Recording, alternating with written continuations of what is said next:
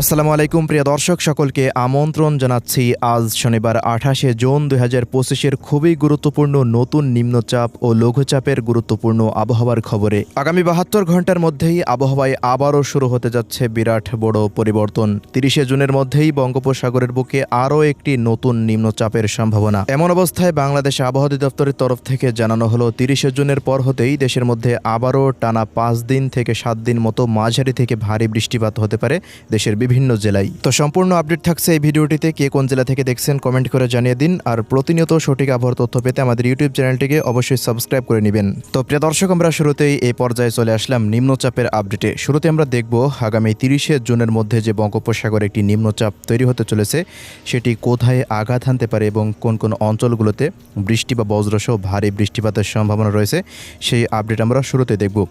তো আজকের 28শে জুন শনিবারের আবহাওয়া পরিস্থিতিতে অনুযায়ী দেখা যাচ্ছে এখনও পর্যন্ত বঙ্গোপসাগর উত্তাল রয়েছে। বঙ্গোপসাগরের প্রায় 50 কিলোমিটার বেগে তীব্র ঝড়ো বাতাস এখনও পর্যন্ত বয়ে যাচ্ছে। এজন্য দেশের 4টি সমুদ্র বন্দরে 3 নম্বর সতর্ক সংকেত বহাল রেখেছে আবহাওয়া অধিদপ্তর। এছাড়াও আগামীকালের আবহাওয়া পরিস্থিতিতে দেখা যাচ্ছে আগামীকালও বঙ্গোপসাগর প্রায় উত্তাল থাকতে পারে। ওই মুহূর্তে কোথাও কোথাও ঘন্টায় প্রায় 60 কিলোমিটার পর্যন্ত তীব্র ঝড়ো বাতাস বয়ে যাওয়ার সম্ভাবনা রয়েছে। এজন্য আগামীকালও বঙ্গোপসাগরে 3 নম্বর সতর্ক সংকেত বহাল রাখতে পারে আবহাওয়া অফিস।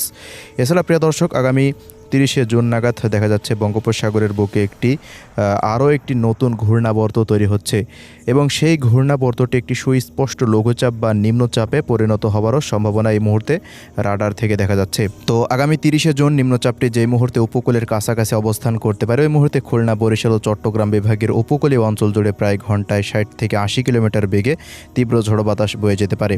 তবে নিম্নচাপটি সরাসরি বাংলাদেশে আঘাত হানার তেমন কোনো সম্ভাবনা এই মুহূর্তে দেখা যাচ্ছে না। এটি ভারতের বেলাসর, ভুবনেশ্বর অঞ্চলের দিকে সরে যেতে পারে। তবে এর প্রভাবে ব্যাপক পরিমাণে বৃষ্টি বা বজ্রসহ বৃষ্টিপাত খুলনা, বরিশাল, চট্টগ্রাম, ঢাকা, রাজশাহী বিভাগের একাধিক স্থানে হওয়ারও সম্ভাবনা এই মুহূর্তে দেখা যাচ্ছে। তো আমরা এই মুহূর্তে বৃষ্টিবাহী মোডে চলে আসলাম। তো দেখুন পরবর্তী 5 দিনের যে আপডেট পাওয়া যাচ্ছে, পরবর্তী 5 দিনের মধ্যে খুলনা, বরিশাল বিভাগের উপকূলীয় অঞ্চলগুলোতে প্রায় 100 থেকে 150 মিলিমিটার মতো বৃষ্টি বা বজ্রসহ বৃষ্টিপাত হতে পারে। বাকি এদিকে ঢাকা বিভাগে তেমন কোনো ভারী বর্ষণের আভাস পাওয়া যাচ্ছে না। শুধুমাত্র সিলেট বিভাগের অঞ্চলগুলির ওপর দিয়ে 100 থেকে 150 মিলিমিটার এবং কলকাতা অঞ্চলগুলির ওপর দিয়ে প্রায় 200 মিলিমিটারের কাছাকাছি বৃষ্টি বা বজ্রসহ বৃষ্টিপাত হওয়ার মতো পরিস্থিতি তৈরি হতে পারে এই নিম্নচাপের প্রভাবে। তো প্রিয় দর্শক, এই ছিল নিম্নচাপের আপডেট। আমরা এই পর্যায়ে চলে আসলাম আজ শনিবার দেশের কোন কোন অঞ্চলগুলোতে বৃষ্টিপাত হতে পারে সেই আপডেটে। তো এখনকার লেটেস্ট আপডেট অনুযায়ী দেখা যাচ্ছে আজ সকালের পর হতেই বরিশাল বিভাগের অধিকাংশ জেলাতে মাঝারি থেকে ভারী বৃষ্টিপাত হতে পারে। বরিশাল বিভাগের বরিশাল, পিরোজপুর, ঝালকাঠি, বরগুনা, পটুয়াখালী, ভোলা জেলার বিভিন্ন অঞ্চলের ওপর দিয়ে মাঝারি বা ভারী বৃষ্টিপাত হওয়ার মতো সম্ভাবনা দেখা যাচ্ছে। পাশাপাশি খুলনা বিভাগের শ্রীকান্তপুর, সাতক্ষীরা, মোংলা, বাগেরহাট, খুলনা, অভয়নগর, যশোর অঞ্চলের বিভিন্ন জায়গার ওপর দিয়ে মাঝারি মানের বৃষ্টিপাত অতিক্রম করতে পারে। অন্যদিকে মেহেরপুর, চুয়াডাঙ্গা, কুষ্টিয়া জেলা এবং এদিকে মাগুরা, ঝিনাইদহ অঞ্চলগুলোর ওপর দিয়ে তেমন কোনো ভারী বৃষ্টিপাতের সম্ভাবনা দেখা যাচ্ছে না। আকস্মিক বৃষ্টিপাত 2-1 অঞ্চলে হওয়ার সম্ভাবনা থাকছে। প্রিয় দর্শক, এদিকে ঢাকা বিভাগের আজকের আবহাওয়ার রিপোর্টে দেখা যাচ্ছে আজ ঢাকা বিভাগে অধিকাংশ সময় আকাশ অস্থায়ীভাবে আংশিক মেঘলা থাকতে পারে এবং দিনে সর্বোচ্চ রৌদ্রোজ্জ্বল আবহাওয়া বিরাজমান থাকার সম্ভাবনা। তীব্র ভ্যাপসা গরমও থাকতে পারে।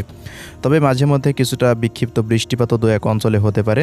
ফরিদপুর, রাজবাড়ী, গোপালগঞ্জ, টঙ্গীপাড়া অঞ্চলগুলোর আশেপাশ দিয়ে তেমন কোনো ভারী বর্ষণের সতর্কতা আজ ঢাকা বিভাগে নেই। আকস্মিক বৃষ্টিপাত 2-1 অঞ্চলে থাকতে পারে। ঢাকা বিভাগের মতো এদিকে রাজশাহী বিভাগেরও রাজশাহী, চাঁপাইনবাবগঞ্জ, নওগাঁ, জয়পুরহাট, পাবনা, সিংড়া, নাটোর এই অঞ্চলগুলো, গোমস্তাপুর, নওগাঁ, জয়পুরহাট, আদমদিঘি, বগুড়া, সিরাজগঞ্জ অঞ্চলগুলোর আকাশও ঢাকা বিভাগের মতোই থাকতে পারে। কিছুটা মেঘলা নিয়ে থাকবে এবং তীব্র ভ্যাপসা গরম অনুভূত হতে পারে।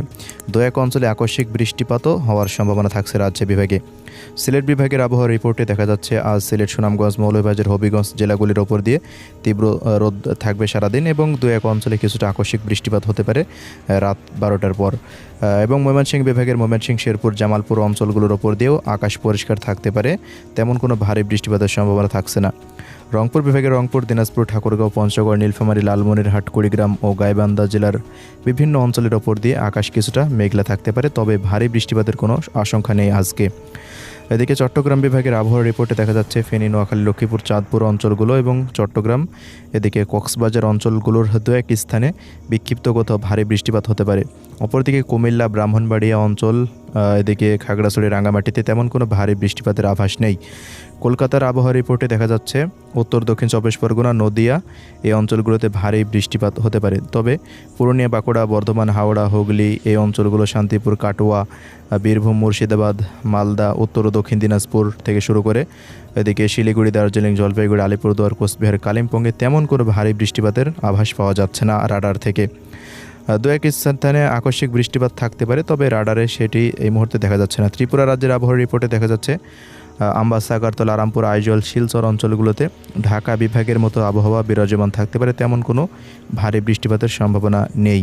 এই হলো আজকের আবহাওয়ার রিপোর্ট। এছাড়া প্রিয় দর্শক, আগামী কয়েকদিন বঙ্গোপসাগরে ঘন ঘন লঘুচাপ তৈরি হতে পারে, এজন্য উপকূলীয় অঞ্চলগুলোতে মাঝারি থেকে ভারী বৃষ্টিপাত অব্যাহত থাকার সম্ভাবনা রয়েছে। তো এই ছিল আজকের আবহাওয়ার রিপোর্ট। আল্লাহ হাফেজ।